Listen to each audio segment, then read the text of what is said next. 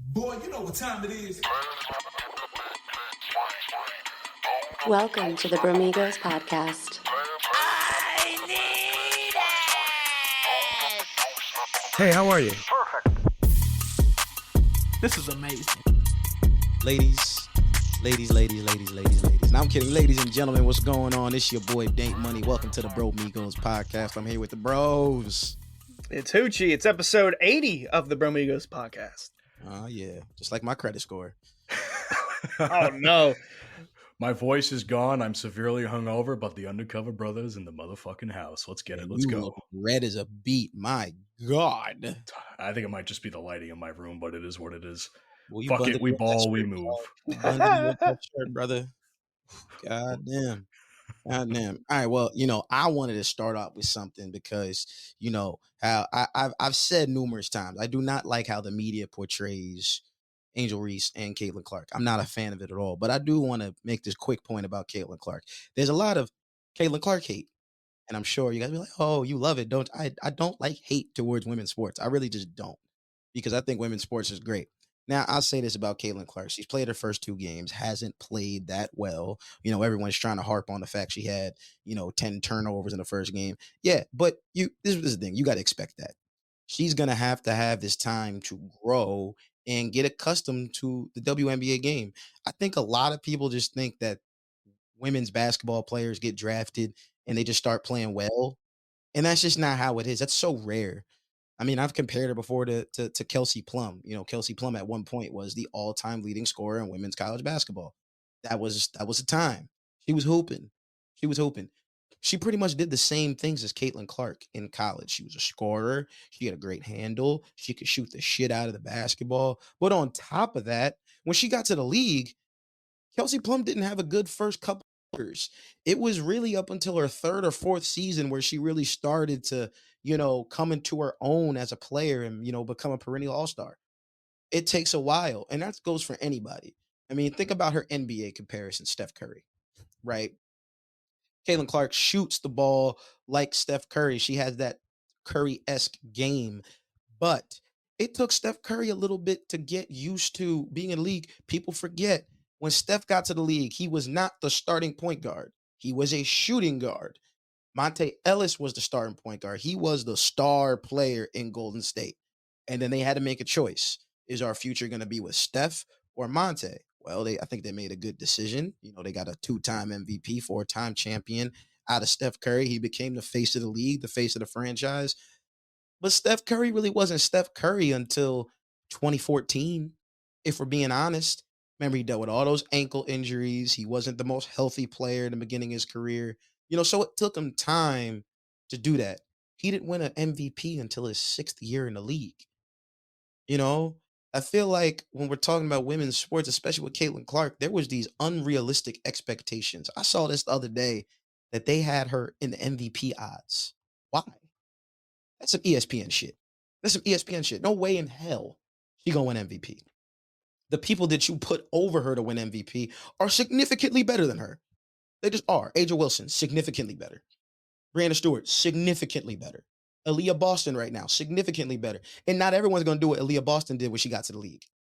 I don't know if you guys watched the game, but Aaliyah Boston could have been an MVP last year. She played so well as a rookie. She was hooping. She played exceptionally well. Good efficiency, good scorer down low in the post. She's physical, good player. But you can't expect that from everybody. Angel Reese is going to take her time. The girl from UConn, Nika Mole, who's in Seton Hall. It's not the Seton Hall, Seattle. It's going to take her some time. So we just got to realize that it's going to take time for someone like Caitlin Clark to become accustomed to the physicality and the play, but she'll be fine. She'll be fine.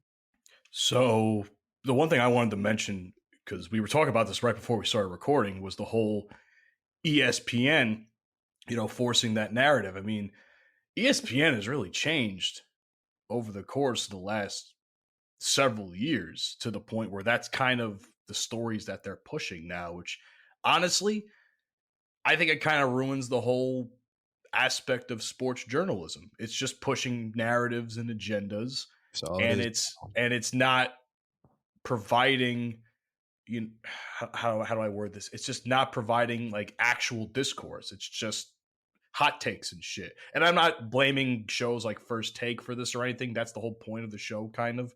But like every show now is feeling like a version of Right. First Take because First Take got to be so popular. Right. And that's what a lot of these shows are doing now. You got a bunch of former athletes. Now, I'm not against having former athletes on as analysts, but there's a difference between being an athlete and being a journalist. There's a big difference. And I think they provide good context, though. they do provide good context. I feel like it's good to have somebody who's actually played the game to opinion on the game, more so than somebody who just writes about it, who more so is a fan of the game. All journalists are fans of sports, and there's nothing wrong with that. But there has to be a certain amount of journalistic integrity that they have to where it's not constantly just pushing these random narratives that just are popular and get people talking. Are you trying to push actual news, and are you trying to push actual, stories that are going on in sports, or are you trying to make a narrative so that way you can get your ratings up? Because let's be honest, look at ESPN over the past couple of years. That's all it's about: ratings, ratings, ratings, ratings. They gave Stephen A. that big ass contract. A contract that a lot of people blame for those firings. Yeah. Yeah. And then there's some more firings. Remember they went through a whole haul last year in order to get Pat McAfee. And then they did the same exact thing to get Shannon Sharp. And these guys aren't on TV every day.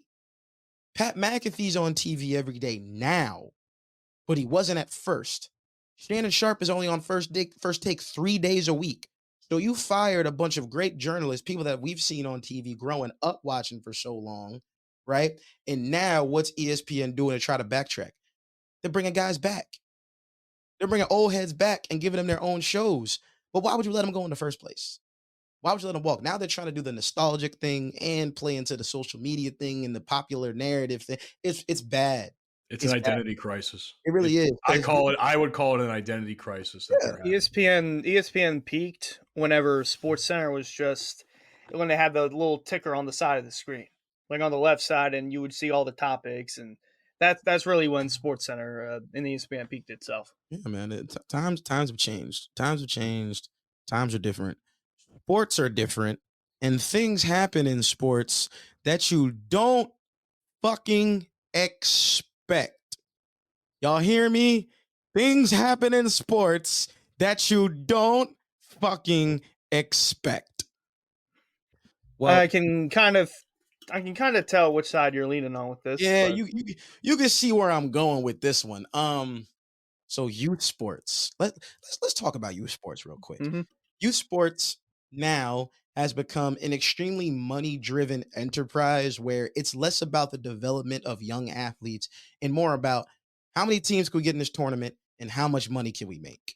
That's what it is. How much money can we make? How many teams can we get in? And can we overflow them with good, bad, mediocre? Doesn't matter. Let's get this bread. I was at a tournament last weekend, and I had an interesting encounter with a parent. So, Matt, you want to play the video first, and then let me give some context? Let's do that. Let's play. Yeah, let's do that. Give me 1 second. I'm gonna put the share screen up. This will go up on TikTok, by the way, everybody, so that you can actually see y'all can see the shit that I've been through in the past week. It hadn't even been a week yet. You guys see that? Okay.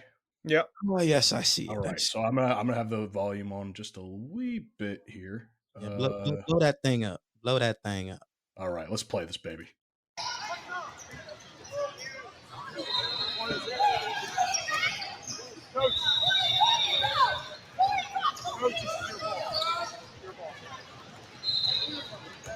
Oh, right there. Right there.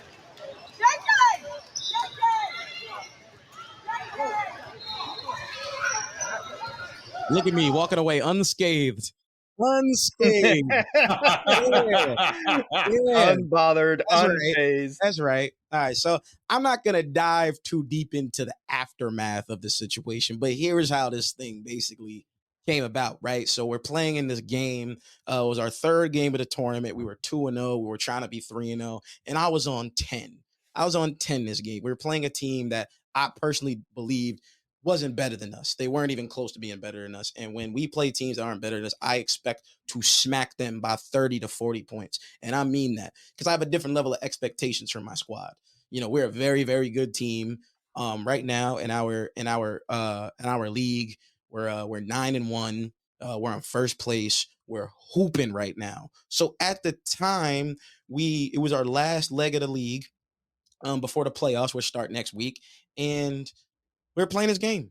It was fine. There was chirping going on between me and the coach, but it was on some normal stuff. But certain things triggered me, right? So we're in this game where we were up 15 points. It was like 15-3. We were cooking. We're doing our thing. They called a timeout. They came out the timeout. Then they started scoring because we weren't playing defense the right way. So I'm standing on the sideline. I'm like, 10 points, y'all? We let this team score 10 points on us? Are y'all serious? So then the coach responds, and she was like, don't do that. Don't do that. Then they made a free throw. Now it's 11. Oh, so you want to talk spicy? I bet. See, people don't know. Where's the popcorn, ladies and gentlemen? Me as a coach, I'm intense. I'm yelling. I'm cursing. But I'm also encouraging my kids to play at their best at all times. I never let my kids waver away from their skill and their talent. I make sure they do what they're supposed to do. So after that happened, I go to the scorekeeper. I said, hey, watch this. We about to go about 20. We put the press on them. Jesus Christ. My God.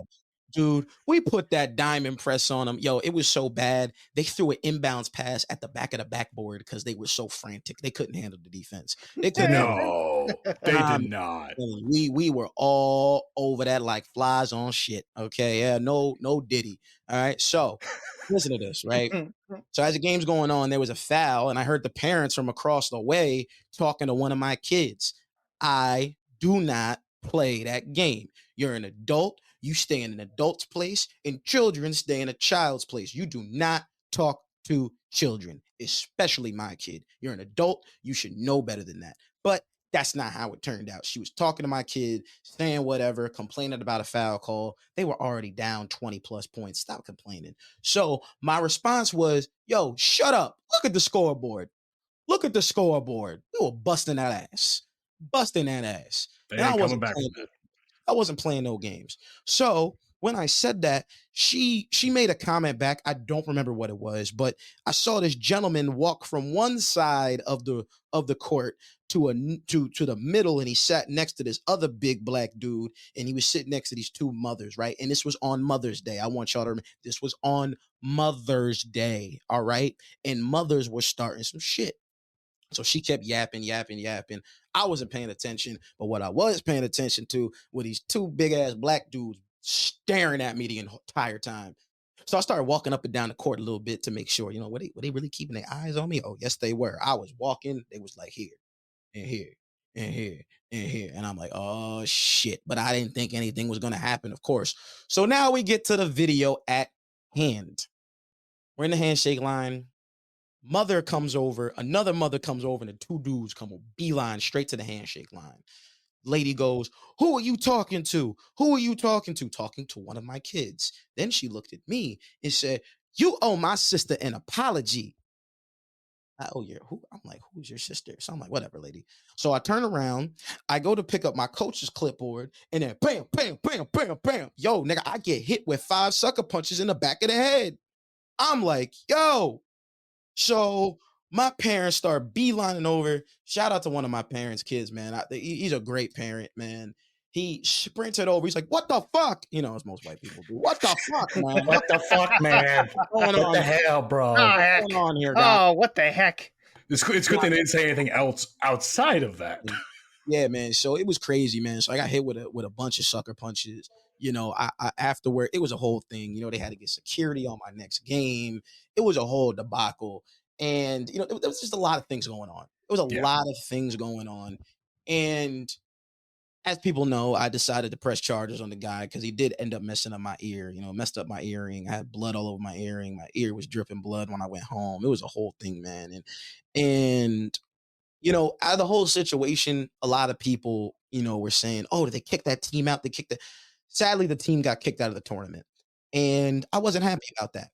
The reason why I wasn't happy about that was because in these very things I told my kids, you had an adult who got too emotional over a children's basketball game, an adult who was there to watch her son play basketball. She decided to jaw off at the mouth. And then she had a man who wasn't even associated with her son or the team. Wait. He was just a random guy? A random dude. Still have no idea what this guy's name is. Still No shit. don't know. But how'd you press Still charges on him if you don't know his name? Pending. The investigation is pending. Fair, fair. I was upset. Not because of what happened. Well, to me, per se. These kids played in 3 different events and would have made the playoffs of this event. But an adult allowed their emotions to get the best of them and cost these kids an opportunity. That's fucked up. I hate that. I hate that. Which brings us into the point that we were talking about before with youth sports. Parents in youth sports are despicable at times. And the thing that I hate to say most, but it's true and it sucks, is that it's usually people that look just like me, acting a damn fool. I'll say it. I ain't got no problem saying it. I've been going to AAU tournaments for the past 10 years of my life. Yes, I've seen fights. Yes, I've seen interactions and altercations between players and parents.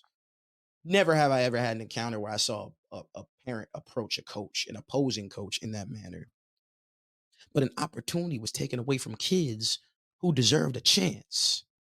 An opportunity was taken away from kids that had worked hard, had been to 3 different events just to have a shot at the playoffs. Just to have a shot. But they couldn't because an adult couldn't control their emotions. Which brings me into another segue. I know I'm going to get shit for this. But sometimes women need to keep their fucking mouth shut. Ooh. Hold on there. Let's Well, no. Let me dive deeper into that. And I'm saying this for a reason. You will have situations where a female says something to another male as if something were to pop off, they're going to be the ones who's going to handle it. No, they're going to have somebody else handle it for them because you know damn well I'm not going to fight a woman. But she mouthed off, which triggered this man to do what he did. Now he's going to get in trouble. The team is now in trouble because they can't perform in made hoops anymore. They can't do it anymore. And a man had to react in the way he did because he was, in a way, I guess, was protecting his woman or protecting whoever he was protecting. That puts everybody in a bad spot. Why would you mouth off like that when you're supposed to be supporting your child? Your child is most important. And I'm not going to speak for the kid, but I know if that was my parents doing that, I'd be embarrassed as hell. Why you acting like this? I think anybody would be embarrassed. It was embarrassing for a lot. I talked to the coach of the other team. She was very apologetic for what happened. She was also embarrassed. I'd be embarrassed as a coach. I got parents that are acting a fool at an 8th grade basketball game. This ain't the NBA Finals. This ain't the World Cup. This ain't the Olympic gold medal game. It's an 8th grade basketball game. Parents need to learn how to control themselves at these events. Coaches must do everything in their power to protect their players, which I do, which is why I've had such outgoing support from the parents on my team. They've been there for me the entire thing. We've talked about it. They have been an extremely helpful support system. But parents have got to do better. An opportunity was taken away from children, and I don't like that. Because I know if that was me and I was a player and that happened, like, damn, we did all these events for what? We traveled all the way up and down the East Coast for what? We got to do better, people. We have to do better. I'm talking to my people. We have to do better. We got to represent ourselves better. We got to present ourselves better. It's a damn shame. It's a damn shame. Hunter, did you do any youth sports? I forget. Yeah. So I have something similar. I Okay. did Wait, you do? baseball. Holy shit. Yeah, I did baseball. Oh, don't tell me someone hit you with a baseball bat, Hunter. I'll Oh find no, that. that was in kindergarten, but well, What? Oh, you can't just say that and then not tell that story all too. right. So Oh my let me god. talk about that first. So it was like recess, end of the day, whatever. It's a plastic wiffle ball bat.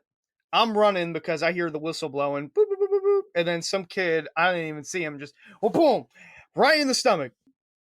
I was like, ooh, ooh, ooh, but I was fine Ball after. bat with a wiffle ball bat. It was like a wiffle ball bat. It was like a small yellow bat. Hunter, come on, man. Well, he was also in I was kindergarten. 6. You I should have was 6 years 6. old, bro. you should have ripped that shit out of his hands and went Rodney King on his ass. Rodney King, Jesus Christ. Yeah. But anyway, that's what happened in kindergarten. But Little League, we were, I don't know what team we were playing, but we were winning the game. And then one of the parents for the kids on our team was, I don't know, yelling about something to the manager, who was like this old woman. And this old woman was yelling back at the parent aggressively. And then they got in each other's faces and they were like, rah, rah, rah, rah, rah, rah. So everyone had to clear the dugout. And they couldn't get things under control. So eventually we had to forfeit the game because of it, even though we were winning. That's fucked up. Yep. Damn shame. I can't recall when I did wrestling in middle school in 8th grade. I can't recall any scenarios like that. And trust me when I tell you, wrestling parents are pretty, they're about as crazed as any other youth sports. But you couldn't talk during wrestling events. And is that just maybe the ones that I've experienced? Because I knew in high school, like the lights were all off and had the spotlight, but no one was really No, talking. at least for me, in my experience, I remember people would cheer and they would. I don't know about jaw jacking. I never really picked up any jaw jacking with other schools. I think that was more so that we weren't allowed to do much talking or jaw jacking, maybe supporting our teammate because obviously, that's our guy out there. We're all like a little brotherhood, so to speak. We want to see our boy win. But I don't remember parents ever getting into any scuffles. And from my understanding, as I was going to say, wrestling parents are pretty intense too sometimes. After all, it is a much more, I guess, for lack of better terms, testosterone boosted sport. You're trying to throw another guy around. So, hell, I'll tell a quick story. We were facing, I don't know what school this was. I don't think it was Allentown in New Jersey, but Robbinsville High School had a few rivalries with some schools in the area. And I think one of those schools we ran an away game, right? So I was up. Now I'm not gonna lie, when it came to actually wrestling, I was not the greatest on the team. You weren't getting in. No, I was in. Like I was one of the only few people in the heavier weight classes. Most of the time I would win by forfeit. But when I had to wrestle, it wasn't a very pretty sight on my end. What I will say though is this is my best match I ever had. It was a big, like he was a fat Mexican kid I was wrestling. And I'm not trying to say anything sus here, but I was all over this kid. I was this close to winning the match. I know. Manhandling. all You were over. essentially manhandling. I was manhandling that poor boy. I was manhandling that poor boy. Giving him that TSA treatment. Yeah, man. Yeah, get it. So what's down here? Oh, what's down here? Oh my god. So as the match is going on, like with each, I guess, period that ended, like I'm hyping up the away crowd. Like the away crowd is cheering for me. They don't give a fuck about this kid. All right. Now somehow, some way, he pulled out the victory in the end. I guess because I lost energy and got tired. But the whole crowd was like on my side. And this is an away game at like one of the relatively rivalry based schools in our division. So that was nuts for me. I mean, could you imagine your entire school not rooting for you? Yes. That's fucked up. Yes, I can. Racist. I can. I've been there. Trust me, I've been there. Really? There. Yeah, my senior year, yeah, you can look it up. Yeah, the 2018-2019 Hillsborough boys basketball team did not have a great record.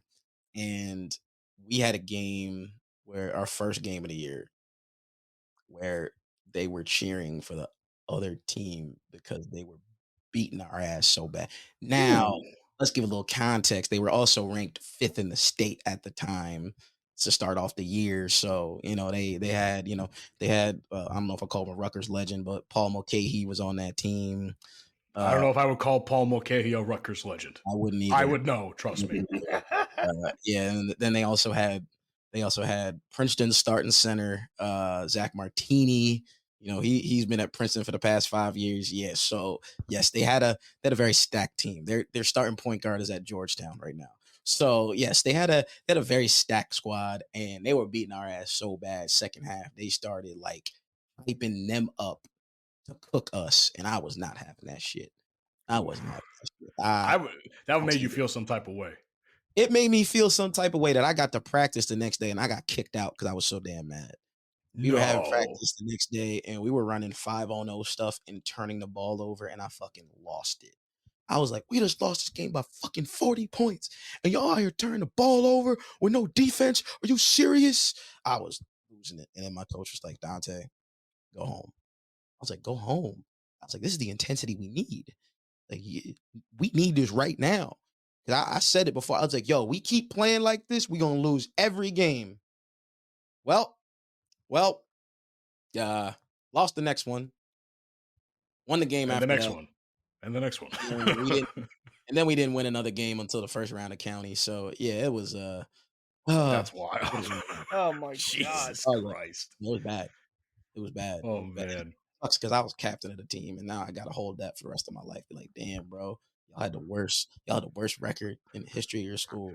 Hillsborough High School legend on the worst team imaginable. Hey man, listen, I'm still a legend in the hood. I'm still inspiring the youth. I'm doing my thing.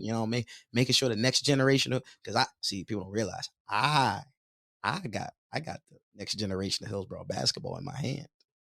I got it right here. Right here. I got all of them. I got all the incoming freshmen right here.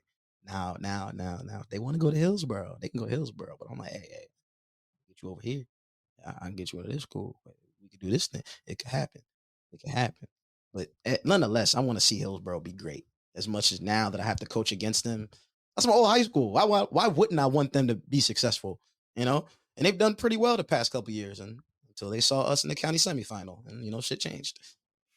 And then you won counties. Yes, we did. Hey, it's so funny talking about that county game. Oh God. What now about that one? No. So the incident that happened at the tournament that I dealt with, the person who called security, the head coach of Montgomery's basketball team, because he was there too. And wow, that is the most ironic shit possible. That is wild. It's so ironic because it's funny when the director of the tournament came up to me, he's like, yeah, so and so, he called police, and I was like, that's so funny because I just beat him in the county championship like 3 months ago. Like, that is so funny to me. Full circle moment. That's crazy. Full circle moment. Full circle. All right, let's switch it. Sometimes life is a movie. Life is a movie. It is. I'm the main character. I kind of want to stick with sports really quickly here because I don't want to harp too much about this. This dumb bastard's getting cooked enough on the internet as it is. Let's talk about the Harrison Butker thing. Talk about people that should be shutting the fuck up. Oh man.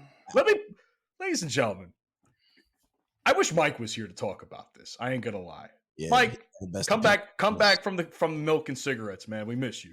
Anyway. What? Milk and cigarettes? Wow, that's yo. Listen, you're crazy for saying that. Now, hold on. I say it for a reason. He ditched 3 kids to have another one. Okay. Oh no! Wow. First of all, I'm not a kid, so I ain't gonna do that. You're younger than me. Fuck out of here. You're the youngest one here. So. Fuck. Anyhow, regardless of the joke, I wish Mike was here to talk about this because I think we all feel collectively similar or the same. There comes a time when athletes need to shut the fuck up about their personal beliefs on certain things, man. Sometimes it's got to shut up and dribble. Maybe not go. Listen, I hate Laura Ingraham, man. Don't even bring up that fucking quote. But in this case, this motherfucker needed to shut up and dribble because I don't know what it is about athletes doing graduation speeches or graduation speeches at colleges in general, but I really wish people would just stop being preachy little fucks. Truly. Nobody cares. Everybody there wants to get fucked up, drunk, and party with their family. They don't want to hear you preach about whatever bullshit, man. That is a very, very, very white situation. I'm not getting fucked up with my family. Listen, it depends. Depending on the type of party. Again, that is a very white, subjective thing. I have a question for both of y'all. Why do you guys, meaning white people, why do y'all like getting fucked up with your parents? That is so weird to me. I never said I would. How many frat parties I've been to when I was out of school, Virginia? Like parents' weekend, I'd go in the basement and I saw moms and dads drinking out the keg, getting fucked up. See, that's not right.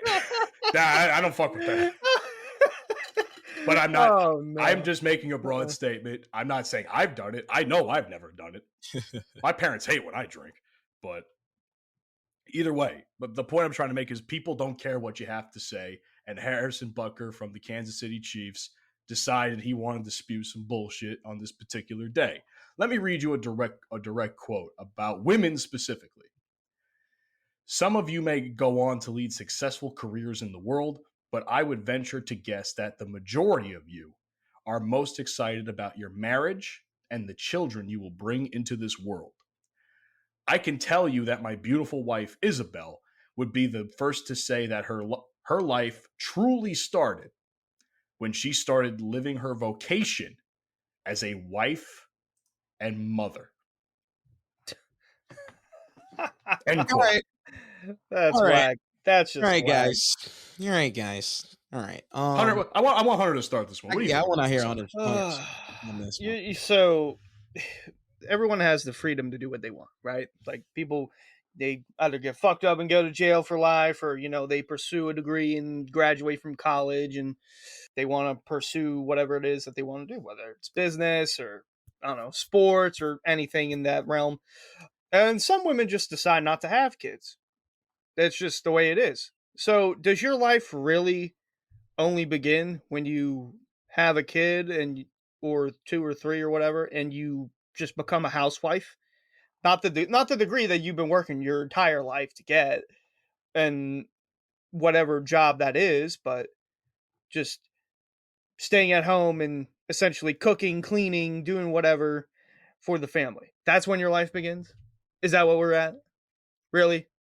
You could have been the cool kicker, Harrison. You could have been Justin Tucker, all swagged out, all that bling and shit on the airplane, and have the record for the longest field goal kick in NFL history. But no, you're riding on the coattails of Pat Mahomes, and you're just spewing bullshit that should have been kept in your noggin, brother.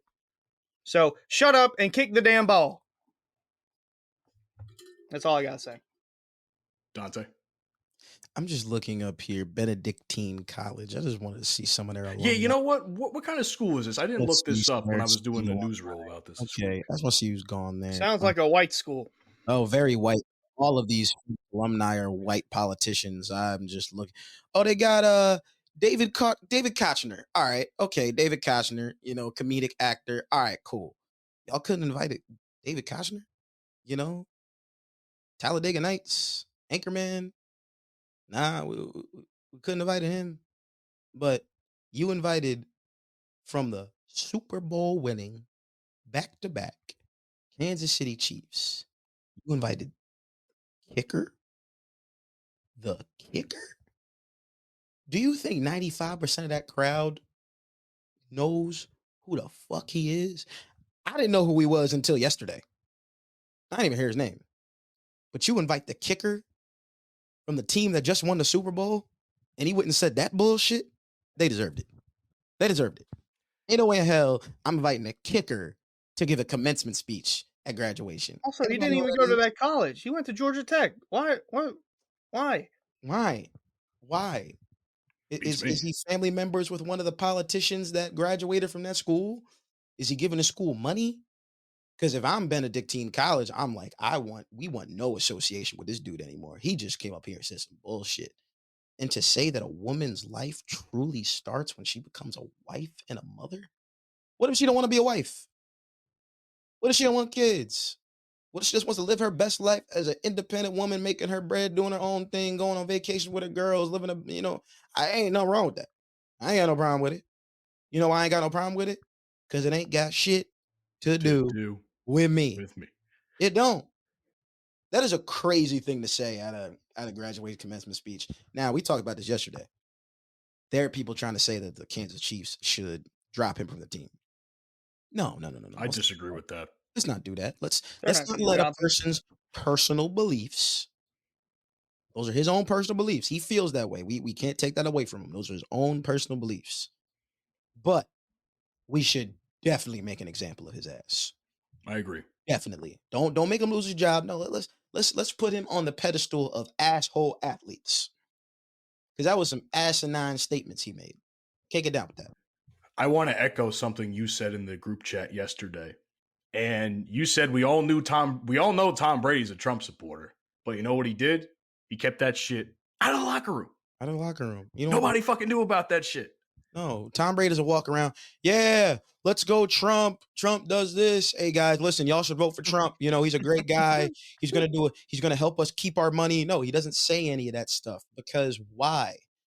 Because my political views or my views on society or my views on marriage or anything else has nothing to do with the game. Now, none of us are saying that athletes shouldn't be able to speak out about issues that plague them.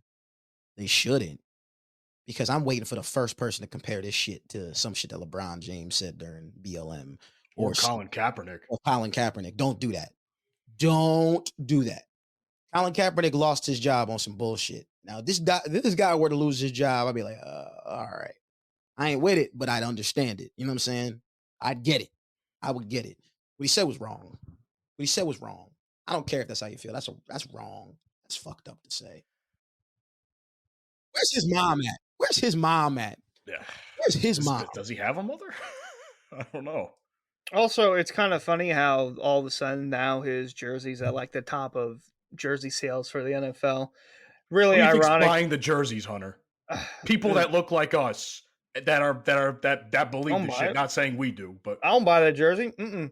Yeah, but people that look like us do. That's for sure. I'm not buying a jersey of a kicker either, unless it's Justin Tucker. Exactly. Like I said, you could have had the legacy of Justin Tucker, but no, you want to spew some bullshit and then look like one of those guys who's like, oh, I hate gay this, I hate gay that, but then you're undercover gay. I hope that travels with him if he gets traded. Oh, yeah, it's Harrison Buckner. It's the same guy that said this about women. Malika, it's your time to shine, baby girl. It's your time to shine, baby girl. Come on now. Come on. I need you to hop on there. Harrison Buckner was traded to the Philadelphia Eagles. I also must state that Harrison Buckner made very derogatory statements about women and children during his commencement speech at Benedictine College in 2024. And then you can talk about his career. And here's the other thing, though, too. He didn't even just talk about women. I forgot to mention this part, too. He talked about fucking Joe Biden handling the COVID-19 pandemic. Like that has anything to do with this speech. Get on with it. We're 4 years removed from that shit. Why are we still talking about it? Oh, because it's an election year. That's why. That's why, Hunter.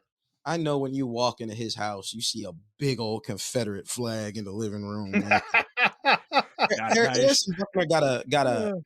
Harrison Buckner got a jockey in front of his house. Jesus Christ. Mm-hmm. Now you walk in the house, you see the flag. Yeah, you see right here, there. You see right here. That's my history. I can't take that down. That's part of my heritage. It's part of my heritage. Take that shit down there, boy. His name's Harrison. It's a white name. That's a very, very, very white. I want to know where Harrison Buckner is. There's a white name. That's about as cracker Buckner gets. Is from. I think he's from. He's from Decatur. Yeah, he racist as hell. Yeah. Wait, Decatur, where's that? Where's Decatur? Georgia. Oh, fuck off. So, of course he is. Georgia. He's from the white suburbs of Atlanta. Yeah. Okay. All right. Now I understand. He's from Decatur. Man's probably the white Uncle Ruckus. Man, the only good thing to come out of Decatur is Chick-fil-A. That's it, brother. Come on, dog. Nah, man. Nah. I don't even think he goes. Do you think he even goes to Chick-fil-A? They I don't support the know, gay. bro. I don't know, man. The Actually, only- wait, no. Are they against it?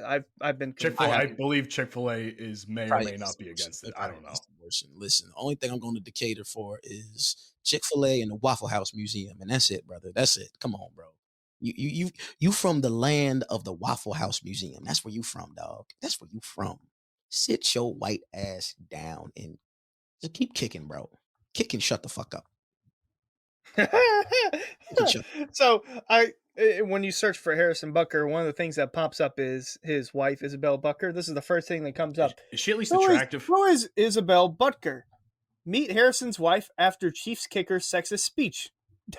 That's the Let me first see what thing she that look comes like. up. Yeah, let's see. Is there Oh, you yeah, can she pull up a definitely the photo prom for us? queen. Yep, here it is. There's the prom picture. Hold up, I'm about to share the screen. Mhm. Here the prom Oh picture. boy. Yep, she the prom queen. I figured. I had a feeling she was the prom queen, but yep, there she is. Yep, Oh Miss hell. Isabel Butker. Don't forget Yep. about Ash Wednesday or Ash Tuesday or whatever it is. They're Wow. part Ash of that Wednesday. too. Yeah. Wow. Yeah, that She looks about like, white. she looks like every basic white bitch I went to high school with. Yeah. I don't even live in Hillsborough, and I can already confirm that statement. Those poor children. Oh, God. Could you imagine? No, hold on a second. We talked about the kids and youth sports. Could you imagine the kids in this situation?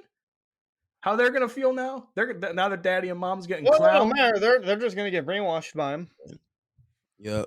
That's how it's gonna be. This marriage might go down the toilet, just like J-Lo and Ben Affleck. Just like J-Lo and Ben Affleck, man. Y'all hear Well, about? they're on and off. Did y'all hear they probably getting a divorce soon? That does not surprise me in the slightest. I've seen enough I didn't know photos they in were the last married. I thought they 2 were months. just dating. Oh, yeah, can we be honest here, guys? And can we finally say that Jennifer Lopez is the problem? Come on, man. 6 engagements. Like 6 5 engagements. marriages, I think. It's more like 6 engagements and 2 marriages because I know about Ben Affleck and I know about Mark Anthony. That's it. True. You're right. They the power yeah. couple. And see, I feel for A-Rod because you were clearly in love with this woman. You asked her to marry you. She was on broadcast with you when you were doing baseball games and all this kind of stuff. You bring this woman into your family, have her meet your kids, and then she calls it off. I Oh, forgot she called it off. Wow. That's whack. That's whack. It's terrible, man. It's terrible, bro.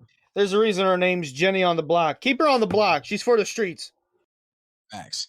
Ham and cheese with an orange drink. Bitch, no one's going to the bodega getting a ham and cheese. Stop it. Stop it. Stop it. I go to the bodega right now and can I get a ham and cheese on rye? Like, come on, dog.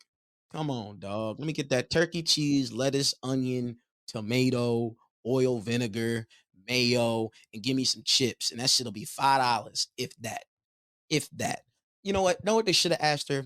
Hey, J-Lo, how much is a sandwich, a drink, and chips at the bodega? If she said anything over $7, she's lying. She's lying. She's lying to you. We know she's not in for the hood no Lying to more your at that point. Lying to your face. Man, when I was in Camden, I used to go to the bodega all the time. Me and Taves used to go to the bodega all the time. You know, I go to the bodega. I would get me I would get myself a pancake platter. I get pancakes, I get eggs, I get sausage, and I would get bacon, and I get a drink. $8. $8. That's a hell of a deal. Or I'll get me a cheesesteak and some fries and a drink and a couple snacks. $8. $8. Easy peasy. Easy peasy.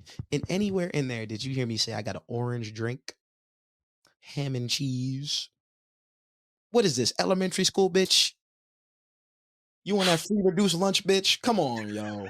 That's a fucking welfare lunch, if Come anything. on, yo. That's that Section 8 lunch. Get the fuck out of here. Oh, Jesus. Shit, niggas in North ain't even eating that bad. Stop it. Oh my God. Stop it. Oh my God. Oh man. Can I just say this though? Listen, y'all are gonna clown me for this. I don't give a shit. I don't give a fuck how many marriages or engagements J-Lo has. I still would. Mr. Horny. I still would. Hunter. Yo. Hunter. Matt's being horny again. Huh? Oh no, Matt. Matt, what are you doing? I just said, J-Lo, I still would. Okay, fuck you. What would you not? She's for the Honestly, street, dog. Jenny from the block. Jenny from the block. Where's the block? Street. She belongs to the streets, Matt. she went Doesn't to an mean all-girls Catholic school. She's not from the block. listen. Doesn't mean I still won't give her the best minute and a half of her life. Okay, if that. Yeah, I mean, I'm done with J-Lo. I ain't talking about that bitch no more. Nope. Hey, you know what we can't talk about though to wrap up the show? Who's that? Apple Music being fucking clowns. What? What did they do? What did Apple Music do? Yeah, this list, man. This list is atrocious. Oh, is this man. what you guys are going on about? This is what we've been going on and on about for the last 2 days, bro. I'm like scrolling all the way back here, and I am sick to my stomach at these rankings that I'm watching.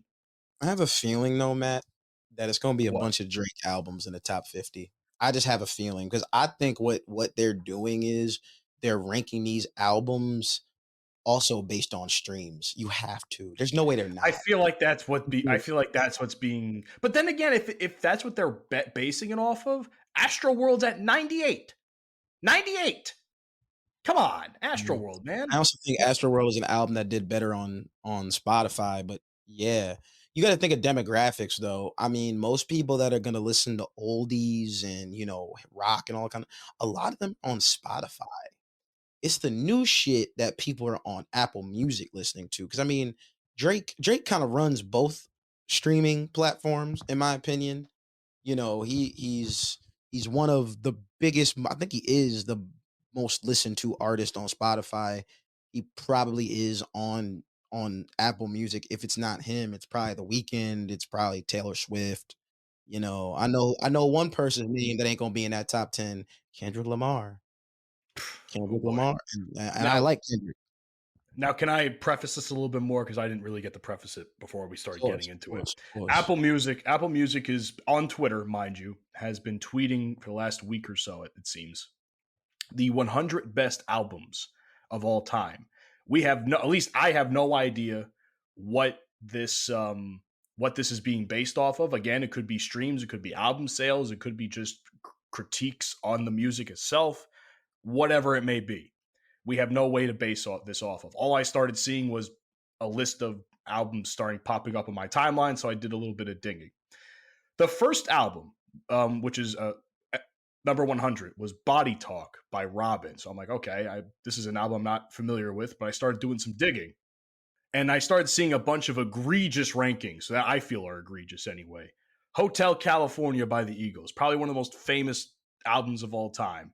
Number 99 after that. Astroworld, 98.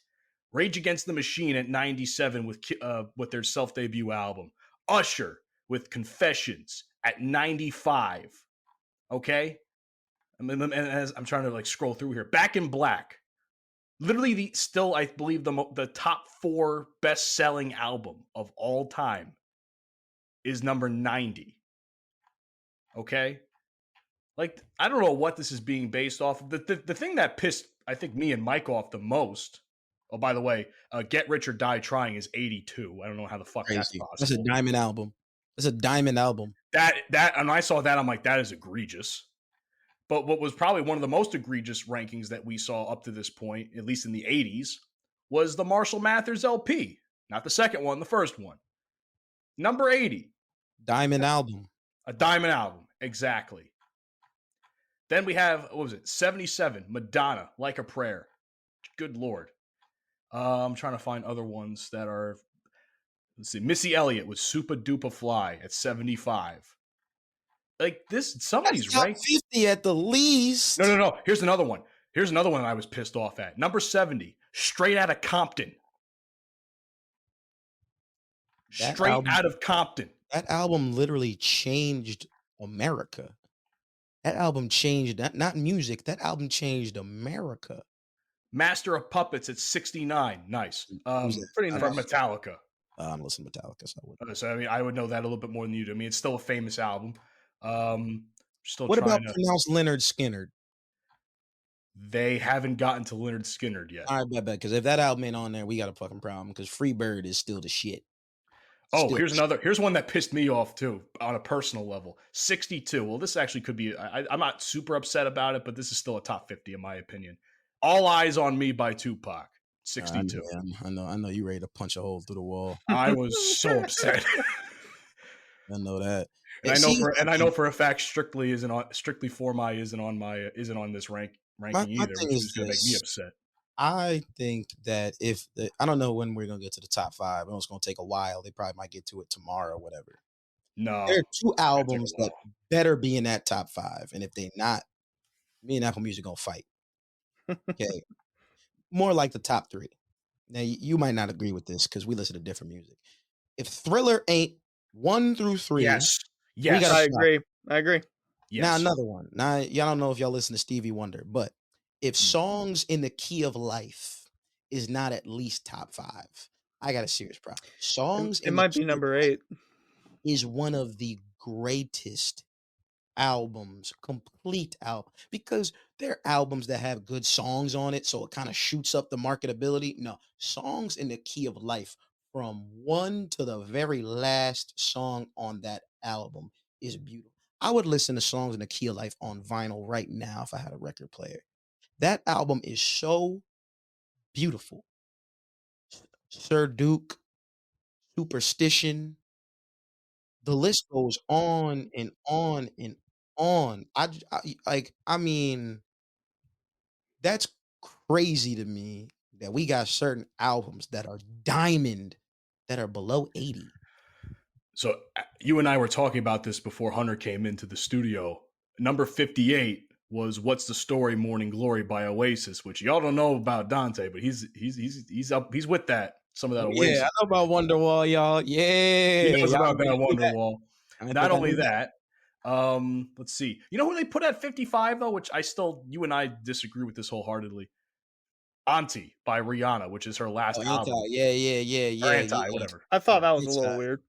because Anti is still a great album, but I'd have to see what's above it in order for me to really gauge. Because Anti is one of Rihanna's best-selling albums. It next to Views, it was probably the big no. Next to Views and Life of Pablo, it was probably one of the top 3 biggest albums of 2016. Easy. 2016 gave us a lot of good music too. Damn, that was Whole really the last time she dropped an album? Yep, was It's the last been time. almost 10 Oh years. my Would you god. believe that shit? Yep. Now, I kind of want to do a segment as this continues on because there's no way I'm not going to keep talking. I'm not going to not talk about this every week because some of this is, I mean, however long it's going to go for, I have no idea. But all I can say is the last couple of albums they have dropped was 51. We're almost hitting the top 50. "Sign o' the Times" by Prince is at 51. Purple 50, Rain's gonna be much higher than probably. it Purple better Rain be. is top Purple 25. Rain better be in like top 20 at least. "Appetite for Destruction" by Guns N' Roses at 52. Before Crazy. that, Crazy. Exile on Main Street by the Rolling Stones at 53. That I'm a little bit more well versed at that, but so like I'm a little upset about some of these rankings because I'm like, what are they basing this off of? Retardation. Yes, yes. Now I have another album in there. Another album got to be up there. Damn by Kendrick Lamar better be in Yes. there. Good Kid, Mad City, damn sure better be in there. I'll be honest. I think The Heist, Macklemore and Ryan Lewis should be in there. Personally, I mean Grammy. I don't know about that. Oh, I've definitely put it in there. But that album transcended a lot because first of all, it beat out a bunch of great albums in the same year that were out at the same time. It beat out Magna Carta. It beat out Good Kid, Mad City. It beat out what you call it, Nothing Was the Same by Drake. So, you got 2 white dudes that beat out Kendrick, Drake, and Jay-Z. That's pretty valid. That's pretty valid. I'd put it up there. I could see that, but if we're talking like hip hop or pop, I mean they put the Fame by Lady Gaga like at like the 80s. So I'm just like, I don't know what they're gonna what they could possibly where they could put that one if it's even on there at all. We don't know. To Pimp a Butterfly better be top 10. I don't give a damn. To Pimp a Butterfly has to be top 10. That's one of the greatest hip hop albums ever to ever grace this earth. And I'll be honest with you, as a Drake fan, besides Besides views, You think nothing. Take Care is in there? Take Care has to be. Another album that changed music. No one had ever heard a R&B / hip hop / whatever else was enthralled into. There was a lot going on. You had pop hits, you had hip hop hits, you had your somber Marvin's Room hits. You had great samples on cameras. I mean that whole album was great, well produced, well written, great album. Great album. But I'll be honest, as a Drake fan, besides those three, Take Care, Nothing Was the Same, and Views, those are the only albums I put in there. None, the other ones aren't classics. Those are classics. Mm-hmm. I mean, I don't know if I haven't really seen a lot of country. I think I've only seen one country album, and I know Hunter, you're a big country guy, so I don't know where the country albums are at this point. You gonna get some Reba on there, man? You gonna get some Reba? Some Dolly Parton? I'll get some Reba on there. Maybe Dolly Parton. I was kind of thinking of the old timers, like maybe a George Strait album on there, or Alan Jackson. Because isn't George Strait the greatest selling country artist of all time? I thought he was. He is, right? Yeah, he is. I guess so. All my exes live in Texas. I'm telling you, y'all don't think I'm in the white culture. I'm with y'all. I mean, I ain't with y'all, but I'm with y'all. I mean, from my perspective, like from a rock and metal perspective, and an old school hip hop. I mean, like at that,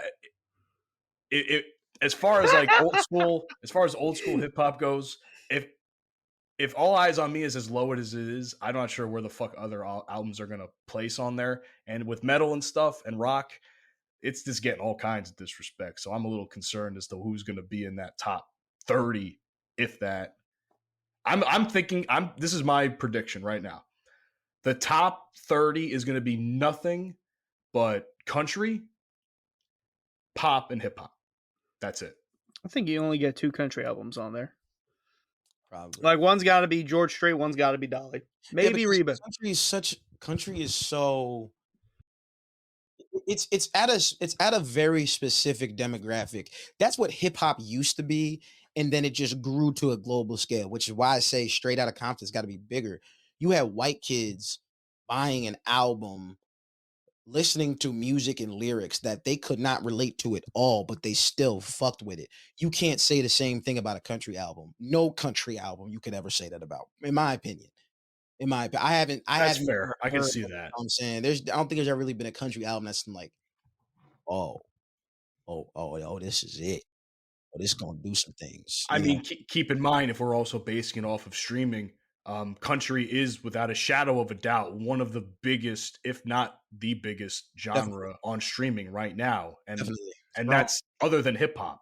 Like hip hop and country are the 2 biggest ones outside of anything Taylor Swift is doing. I mean, if we're being honest, we all know Taylor Swift's going to be in the fucking top 10. That's for sure. Yeah. 20. What's the? Is it 22? Yeah, 22. 20. Oh no, the Red Album. The Red Album. As if I haven't heard enough of that fucking shit. I mean, if we're being honest, like Beyonce really, made country music popular. We're not going there. God damn it. We're not going there. I guess Luke Combs wasn't a thing. Morgan Wallen wasn't a thing. I guess those guys weren't anything before Beyonce. Oh, I'm clipping that shit, baby. I just want a TikTok that just said, "Hey, Beyonce changed country music, right?" Just clip it and end it. Oh my god, the comments. Mind you, I don't listen to country music, guys. I don't listen to Beyonce. I have no stakes in the game. I really don't. I have no players in this game. I don't. But Beyonce. This is on my Spotify. This is hot country music. See the one song that's read it out. Mm-hmm. Texas Hold'em. Oh wow! Yeah. What a hater! What a hater! I ain't doing that shit. Chris Stapleton wasn't a thing. Florida Georgia Line wasn't a thing. Luke Combs wasn't a thing. Morgan Wallen wasn't a thing. But Beyonce comes in, does some country music song album, whatever. Oh, Queen Bee's the queen of country. Oh my God! Oh, sweet heaven! Which brings me to a point I made before. I'm not putting up with that shit. If you got enough fans to enable you, you could do certain things. Let's be honest. Beyonce wasn't doing this 10, 15 years ago. She never would have thought of it. She's like, well, I could drop a country album. I know people gonna listen to it. I know it's gonna stir up some beef. Fuck it. Fuck Look it. at Jelly Roll. Jelly Roll was a fucking rapper before he got in the country. Nobody knew who the fuck Jelly Roll was even before he got in the country, though. Right. Didn't he win like best new artist at the CMAs? Yes. Right. Yeah, see, Like a I'm year and a telling half you- ago or something now. telling you guys, I know about the culture. I know.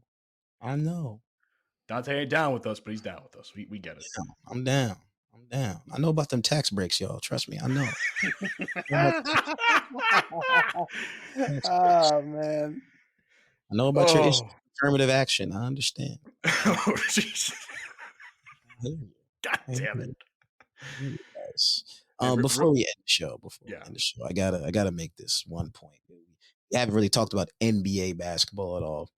This has been one of the most exciting playoffs I've seen in a very long time. I'm not gonna lie, it's been very, very, very exciting. The thing I don't like are the blowouts. The blowouts are killing me. Last night, Denver lost by 45. And I was talking mad shit about Rudy Gobert, him being the defensive player of the year. Listen, I'm not a Rudy Gobert fan, and I'm not going to sit here and tell you that I like him. I'm a fan of his game. I'm not. I think he's overrated. I don't think he's as great as everyone says he is. I do not think he affects winning in the way people think he does. But I will go out and say this. In terms of the Denver Nuggets, if these dudes want to win Game 7, and this episode is going to come out the day after, bro, Jamal Murray's got to step the fuck up. He's killing me. Like, I try my best to advocate for him because I think Jamal Murray should be an all-star. Because every single time in the playoffs, he shows up. But this whole playoffs, he's been playing bad, inefficient basketball. And what I think is Jay McDaniels is getting in his head, and he's playing defense against them that he has not dealt with throughout his career yet. I mean, they got KD, but we got Jalen McDaniels. we got Jay McDaniels. And valid point. Because to me, I think Jaden McDaniels is the best defender on that team, not Rudy. Rudy cannot do what Jaden McDaniels does. He can't. I think Rudy's defensive strategy against Jokic is freaking insane. He gives him space. He lets him make his moves. And then he wants to bring physicality into it. By then, it's too late. He's already in his spot. I know I'm getting technical here, but I mean, the way Rudy Gobert has been playing Jokic just has not been working. Now, last night, they just had a great game. They were hooping. They were scoring. Ant was doing his thing. They were playing great defense. Yeah, they wanted a blowout. I still think Denver's going to win in Game 7. This reminds me, honestly, of when the Lakers went back-to-back in the 80s. See, when they went back-to-back, they ended up playing in 88. They played the Dallas Mavericks. And the Dallas Mavericks kind of play the same way that Minnesota's playing right now. They had Derek Harper, lockdown point guard defender, Sam Perkins knocking down threes, kind of like a cat.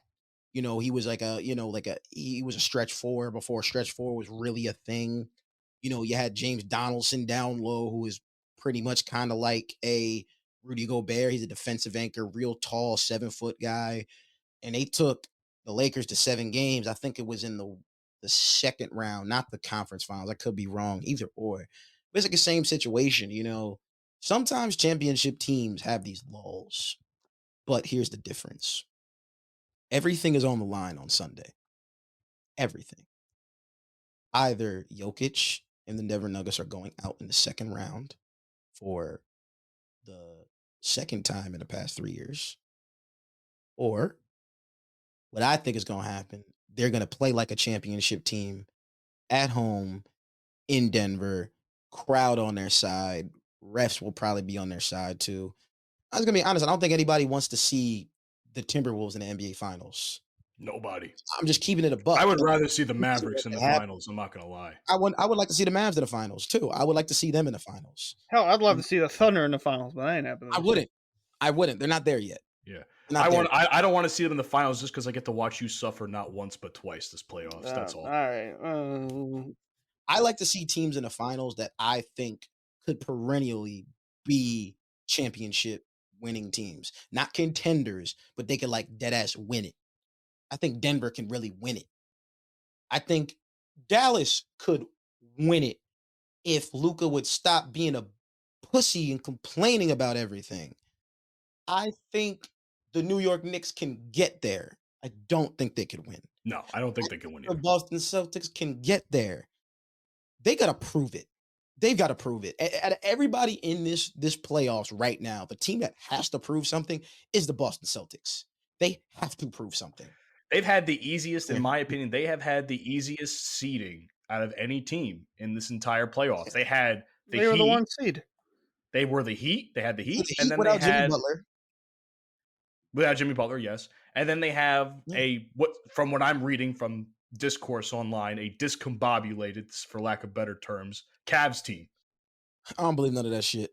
I don't believe none of that. I've gotten to a point now where I do not listen to what the media has to say about things going inside locker rooms, because most of the time it's just bullshit. They hear one thing like, ooh, let's put this out on Twitter and have everybody talk about it. I'm not saying I believe it. I'm just saying that's just what I've been reading. Yeah, So. I mean, listen, for me, if Donovan Mitchell had come out and actually said that verbatim, that he was having issues with Darius Garland, he was having issues with the maturity of the team, okay. But there's no evidence that he said that. Now, no quotes, no a nothing. media personnel might have gotten that vibe from him, but you can't just come out and say that he's disgruntled and thinks the team is immature if he didn't say that, because all that does is create more problems within the team and the organization. Then dudes end up getting traded and shit for no reason. For example, Grant Williams. Now, there was a lot of people saying shit about Grant Williams in Boston. Then when he got to Dallas, that shit got exposed because people in the organization on the team did not like Grant Williams.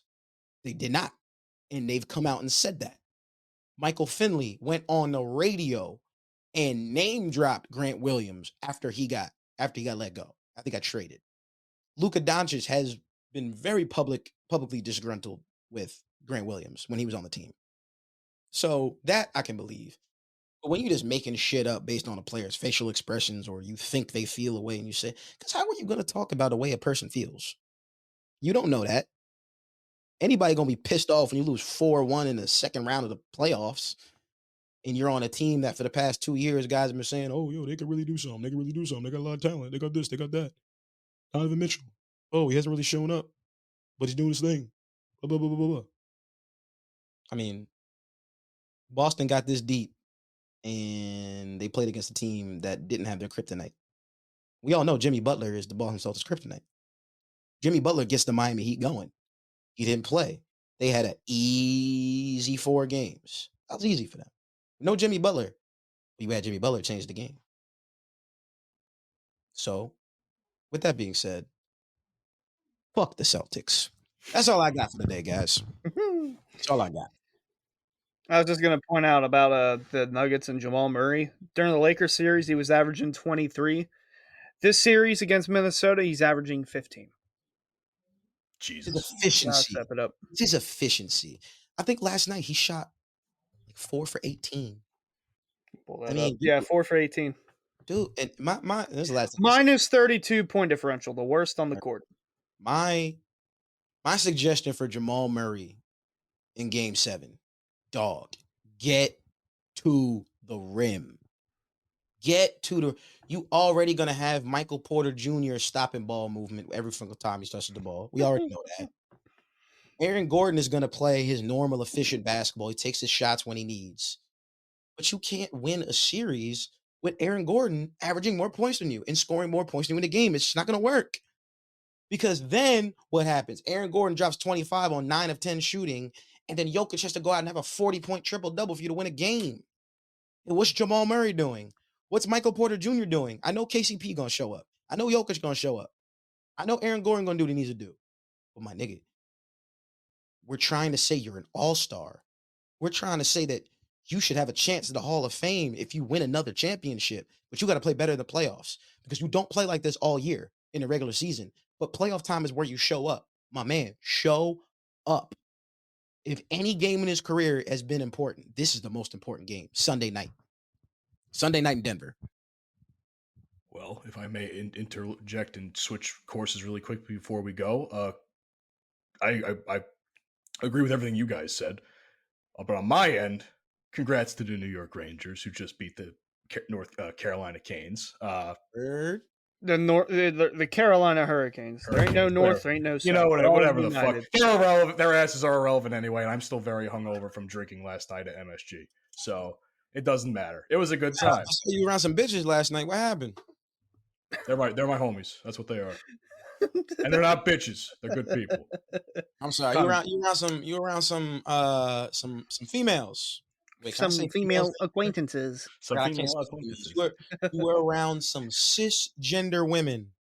There we go. That's the politically God. correct term in Politically- 2024.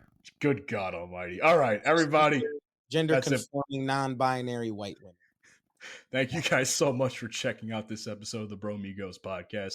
We greatly appreciate the fact that you're here. Be sure to check out the show and subscribe to us. You can find us on platforms like Apple, Spotify, iHeart, Pandora, and of course, follow us on Twitter at Bromigos Pod, Facebook and Instagram, The Bromigos Pod, TikTok, The Bromigos Podcast.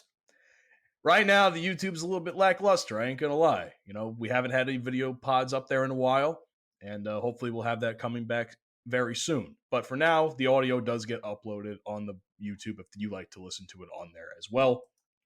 And last but certainly not least, shout out to my buddy Cole and the crew over at Full Swap Radio for airing episodes of our show Sundays at 10 a.m. Central Standard Time. Anybody have anything else they want to say before we go? I got one more thing. So this comes out Monday, but so for the Indy 500, like I said, I say the Daytona 500 is one of those races where you need to watch. The Indy 500, so much better. Those cars are going almost 250 miles an hour around the racetrack. I know damn well I won't be watching, but that sounds awesome, Hunter. It is. Fucking awesome. It is. Hunter's just being a casual racist. That's what he is. Hell yeah. You know it. Hell yeah, brother. Hell yeah, brother. Hell yeah, brother. Tuesday. Go fast, turn left. All right. See you guys on the next one. Peace. Peace. You've been listening to the Bromigos podcast. Fuck you, and I'll see you tomorrow. I beat her! That's okay! She'll be back. Another